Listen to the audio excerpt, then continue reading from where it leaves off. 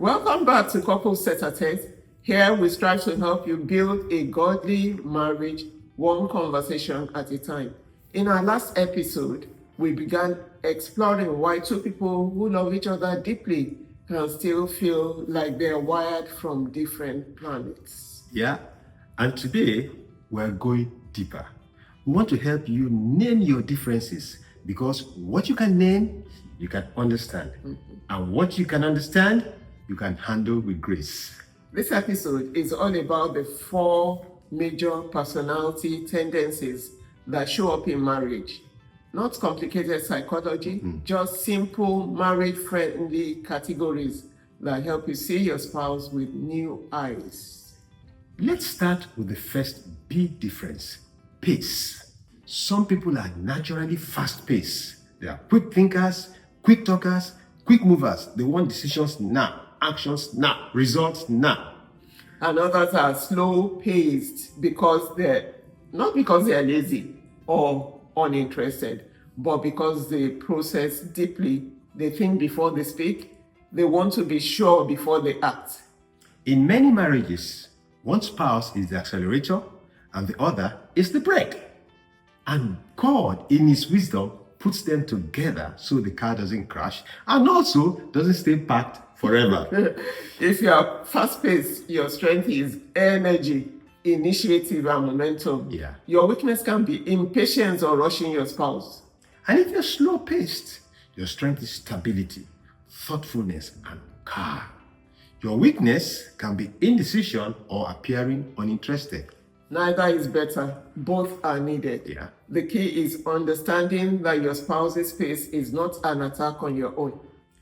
Now, the second major difference is focus.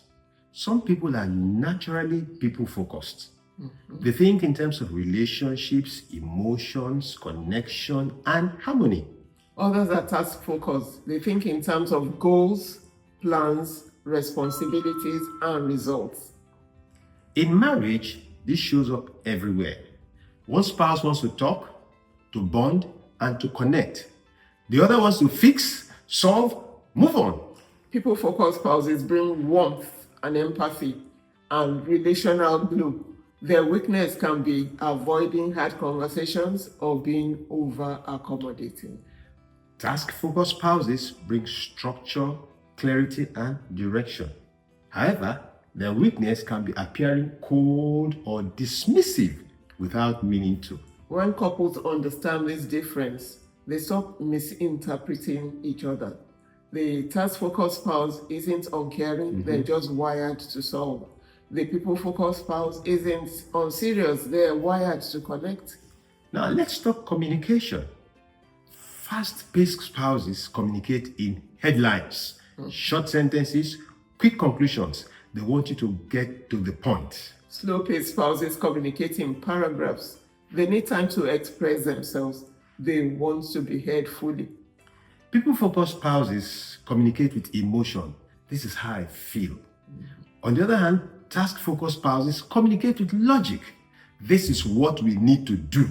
When you don't understand this, you will think your spouse is being difficult. But when you do understand it, you realize they are simply being themselves. And that is why Ephesians 4:2 advises us, be completely humble, gentle, and patient, bearing with one another in love. Under stress, fast-paced spouses speed up even more. They want to take control, to fix things, and to move on quickly.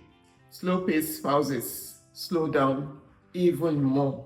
They withdraw to think, process, and regain emotional balance. People-focused spouses seek reassurance. They seek connection. They seek emotional safety.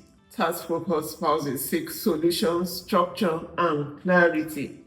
Now, if you don't understand all this, you misread your spouse's stress response as rejection, disrespect, or lack of care. But when you understand it, you give them what they need instead of what you prefer. Let's get practical.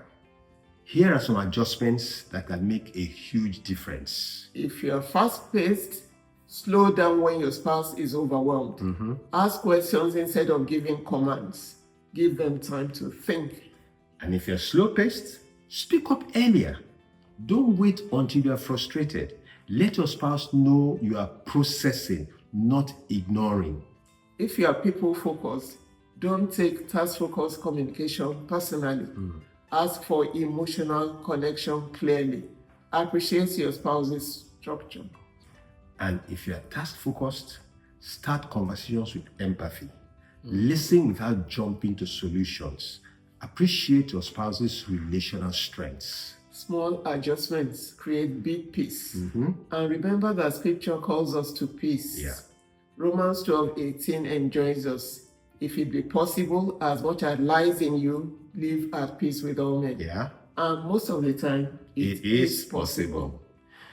By now, you should be able to say, this is why we clash sometimes. We're not bad.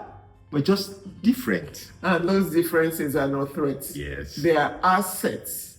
They are God's way of balancing your marriage. And when couples begin to name their differences, they stop fighting the wrong battles. They stop trying to change each other. They start appreciating each other. And that's the beginning of real unity. And I'm sure that is what you desire. In our next episode, we'll explore how your background, that is your upbringing, your culture, your family patterns, how all of that shapes your personality and your marriage. You don't want to miss it. Until then, remember, you are not crazy. You are just different. And of course, you want to be like the wise man in Matthew 7:24, who heard these words and acted on them. So action these words, and we'll see you next time. God bless you. God bless you.